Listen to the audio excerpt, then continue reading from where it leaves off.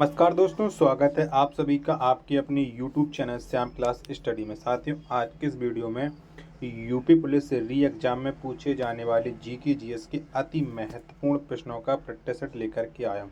आप लोग जानते हैं कि आपका जो री एग्जाम है वो संभवतः जून में हो सकता है, तो आप लोगों को अभी से अच्छी तैयारी करके चलना पड़ेगा, जब भी आपका सिलेक्शन हो पाएगा।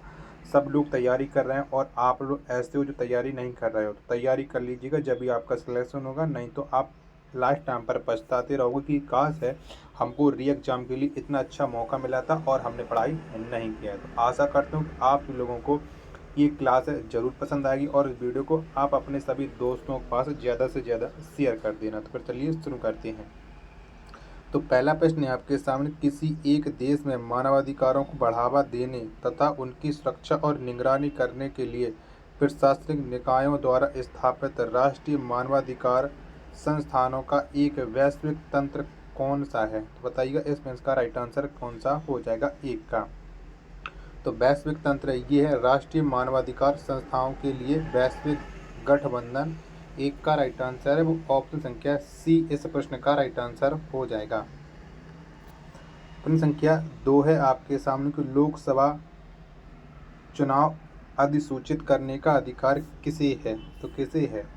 तो लोकसभा चुनाव अधिसूचित करने का जो अधिकार है वो आप लोग जानते हैं कि वो है चुनाव आयोग को। 2 का राइट आंसर है ऑप्शन संख्या सी इस प्रश्न का राइट आंसर हो जाएगा। अगला प्रश्न संख्या 3 है आपके सामने, कलकत्ता मद्रास भारत में राज्य संचालित शैक्षणिक संस्थान द्वारा स्थापित किए गए थे। तो ये किसके द्वारा स्थापित किए गए थे? कलकत्ता और मदरसा। तो ये जो स्थापित किए गए थे वो किए गए थे लॉर्ड वारेन हैगिस्टन के द्वारा। 3 का राइट आंसर है ऑप्शन संख्या सी इस प्रश्न का राइट आंसर हो जाएगा। प्रश्न संख्या 4 है आपके सामने कि प्रतिरक्षात्मक रोगों का इलाज निम्न में से किस दवा से किया जा सकता है? तो कौन सी दवा से किया जा सकता है? तो इसका जो इलाज किया जा सकता है वो किया जा सकता है गामा ग्लोबुलिन के द्वारा। 4 का राइट आंसर है ऑप्शन संख्या डी इस प्रश्न का राइट आंसर हो जाएगा। प्रश्न संख्या 5 है आपके सामने, कौन सा स्तन प्राणी उड़न लोमड़ी के रूप में जाना जाता है? किसे जाना जाता है? 5 का राइट आंसर आपको बताना है। तो उड़न लोमड़ी के रूप में ये जाना जाता है चमगादड़। 5 का राइट आंसर है ऑप्शन संख्या सी इस प्रश्न का राइट आंसर हो जाएगा।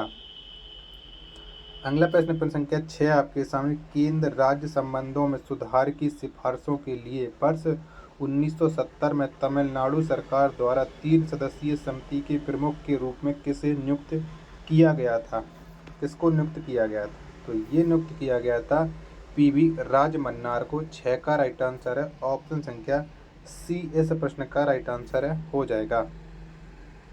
चलिएगा, प्रश्न संख्या 7 है आपके सामने कि निम्नलिखित में से कौन सी श्रृंखला एक छोर पर लद्दाख को कश्मीर की घाटी और चिनाब नदी से अलग करती है और हिमाचल प्रदेश क्षेत्र में स्पीति से किन्नौर को अलग करती है? तो ये कौन सी श्रृंखला है ये आपको बताना। 7 का राइट आंसर क्या हो जाएगा? तो ये श्रृंखला है जास्कर श्रृंखला। कौन सी है? जास्कर है। 7 का राइट आंसर है ऑप्शन संख्या ए इस प्रश्न का राइट आंसर हो जाएगा। प्रश्न संख्या 8 है आपके सामने, कॉफी का मूल स्थान निम्नलिखित में से कौन सा देश है? तो कौन सा देश है? तो कॉफी का जो मूल स्थान देश है वो है इथोपिया। कौन सा है? इथोपिया है। 8 का राइट आंसर हो जाएगा ऑप्शन संख्या डी इस प्रश्न का राइट आंसर हो जाएगा। अगला प्रश्न आपके सामने प्रश्न संख्या 9 है कि निम्नलिखित में से कौन फ्रांस के वर्तमान प्रधानमंत्री हैं? बताओ इनमें से कौन है फ्रांस के प्रधानमंत्री? 9 का राइट आंसर क्या हो जाएगा? तो एडवर्ड फिलिप ये फ्रांस के वर्तमान प्रधानमंत्री हैं। 9 का राइट आंसर है ऑप्शन संख्या डी इस प्रश्न का राइट आंसर है वो हो जाएगा। चलिए, प्रश्न संख्या आपके सामने 10 की कार्मिक मामलों में भारत सरकार की समन्वयकारी एजेंसी है। तो कौन सी है? 10 का राइट आंसर आपको बताना है। तो कार्मिक लोक शिकायत और पेंशन मंत्रालय ये है। 10 का राइट आंसर है वो ऑप्शन संख्या डी इस प्रश्न का राइट आंसर हो जाएगा। प्रश्न संख्या 11 है आपके सामने कि चुनाव आयोग द्वारा किए गए चुनावों के खर्चों के बारे में निम्नलिखित में से कौन से सत्य हैं ये आपको बताना है। 11 का राइट आंसर क्या हो जाएगा? चलिए, यदि चुनाव केवल संसद के लिए ही आयोजित किए जा रहे हैं तो व्यय पूरी तरह से केंद्र सरकार द्वारा व्यय किया जाता है। बिल्कुल सही है। यदि चुनाव केवल राज्य विधानसभा के लिए आयोजित किए जा रहे हैं तो व्यय को केंद्र सरकार और संबंधित राज्य द्वारा समान रूप से व्यय किया जाता है। बिल्कुल गलत, इसमें राज्य करता है। ठीक है, तो 11 का राइट आंसर है वो ऑप्शन संख्या डी इस प्रश्न का राइट आंसर हो जाएगा। केवल है पी सही है। चलिए, प्रश्न संख्या 12 है आपके सामने कि पंचायती राज प्रणाली में डॉट डॉट श्रेणी संरचना होती है। तो कितनी श्रेणी संरचना होती है? 12 का राइट आंसर। तो इसमें 3 श्रेणी संरचना होती है। 12 का राइट आंसर है ऑप्शन संख्या बी इस प्रश्न का राइट आंसर है हो जाएगा। प्रश्न संख्या 13 है आपके सामने कि निम्नलिखित में से किस मामले में निर्णय के कारण संविधान का पहला संशोधन हुआ? किसके लिए हुआ था संविधान का पहला संशोधन? ये आपको बताना है। 13 का राइट आंसर। तो चंपकम दोरेजन बना मद्रास राज्य के लिए हुआ था संविधान में पहला संशोधन। तो 13 का राइट आंसर हो जाएगा ऑप्शन संख्या सी। चलिए, प्रश्न संख्या 14 है आपके सामने कि भारतीय दंड संहिता की धारा 53 किस विषय से संबंधित है? तो ये कौन से विषय से संबंध रखती है भारतीय दंड संहिता की धारा 53? तो इसका जो संबंध है वो है दंड से। 14 का राइट आंसर हो जाएगा ऑप्शन संख्या ए इस प्रश्न का राइट आंसर हो जाएगा। अभी देखो, इस पेज को हम कर चुके हैं 15 को, ये चुनाव आयोग वाला नहीं, ये अलग है।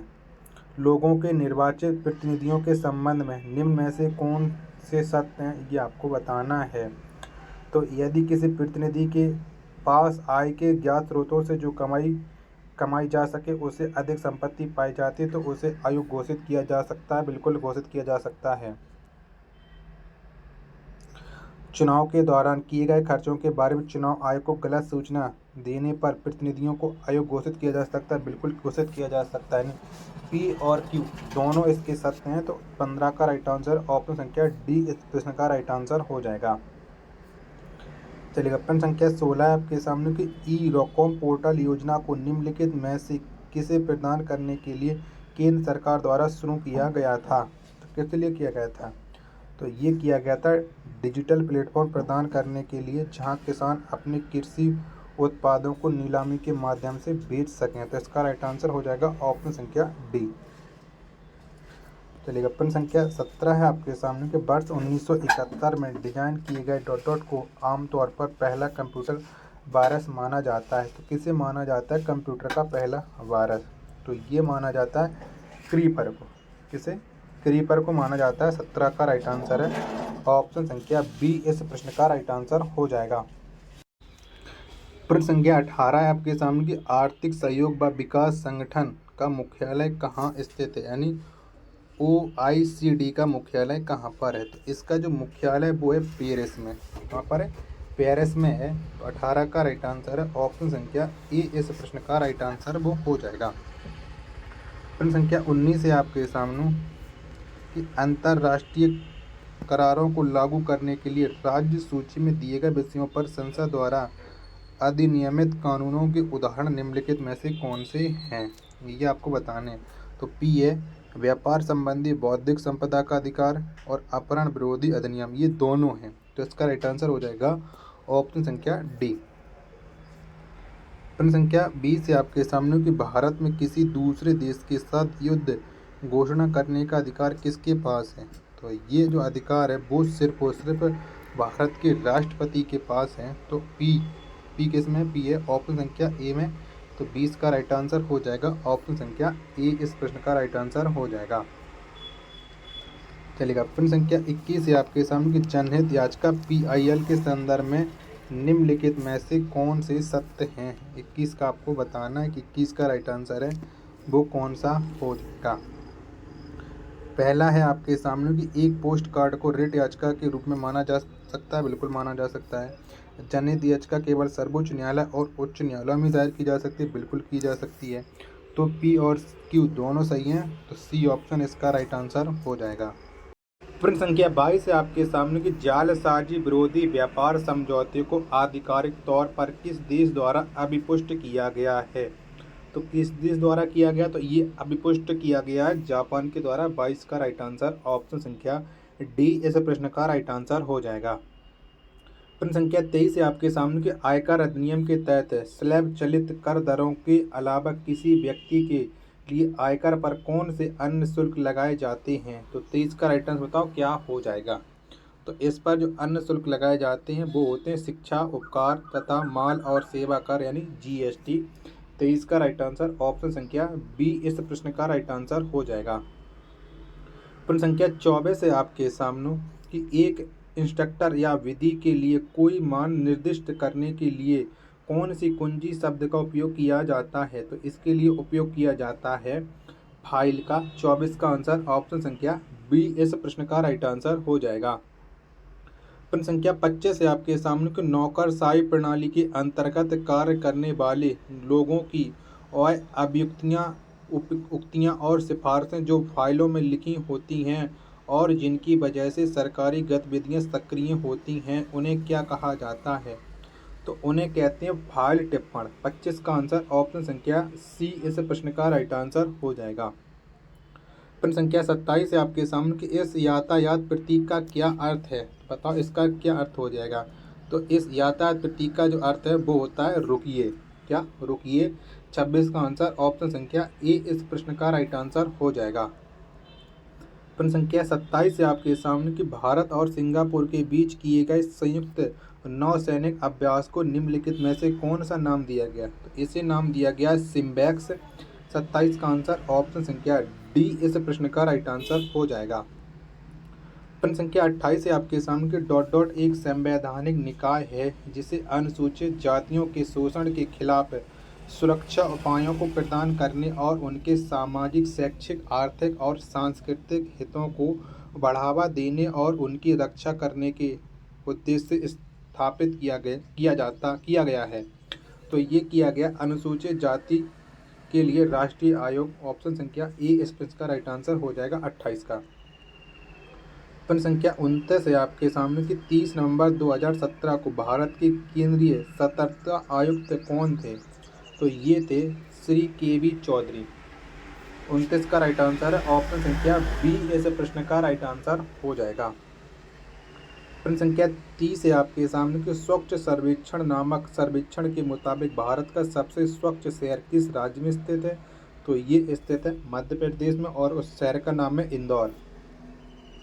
प्रश्न संख्या 31 है आपके सामने कि अनुच्छेद 17 के तहत किसी व्यक्ति को प्राप्त होने वाले नागरिक अधिकार ... से संबंधित हैं। तो क्या अधिकार है।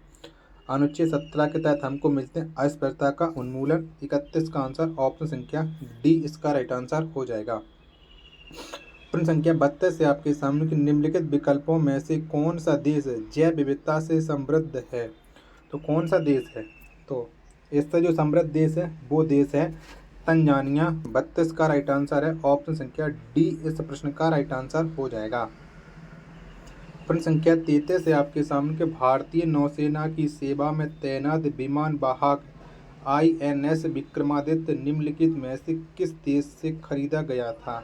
ये कौन से देश से खरीदा गया था। तो इसे खरीदा गया था रूस से। किससे। रूस से। 33 का राइट आंसर है ऑप्शन संख्या ए इस प्रश्न का राइट आंसर हो जाएगा। प्रश्न संख्या 34 है आपके सामने कि सोम ऋग्वैदिक युग के नर देवता ... के देवता थे। तो ये किसके देवता थे। सोम। जो सोम है ये पौधों के देवता थे।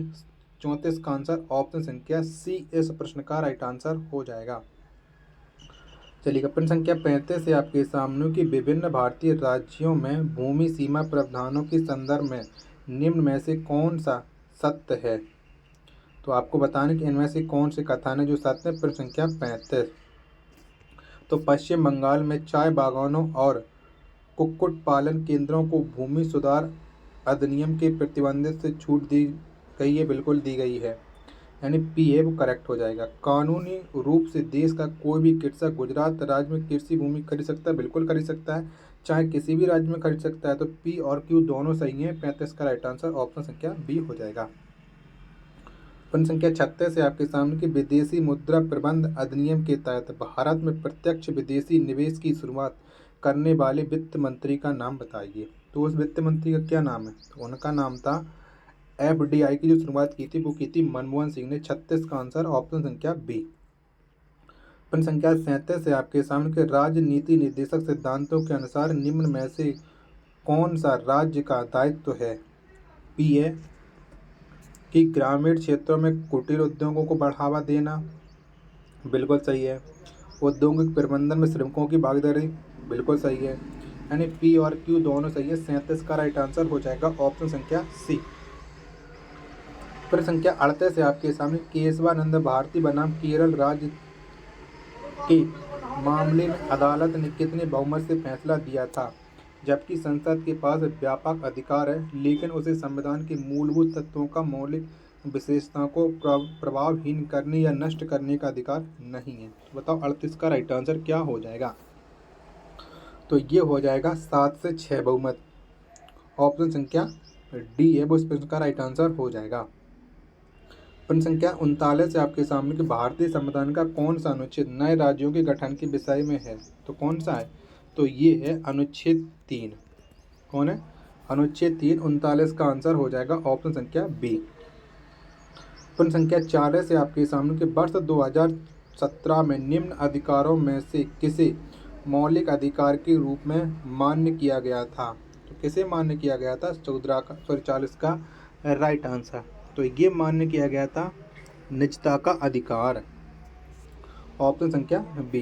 तो साथियों ये वीडियो कैसी लगी कमेंट बॉक्स में ज़रूर बताना। वीडियो पसंद आई तो वीडियो को लाइक, कमेंट और चैनल को सब्सक्राइब करना न भूलें। मिलते हैं भाई नेक्स्ट वीडियो में, तब तक के लिए धन्यवाद। जय हिंद।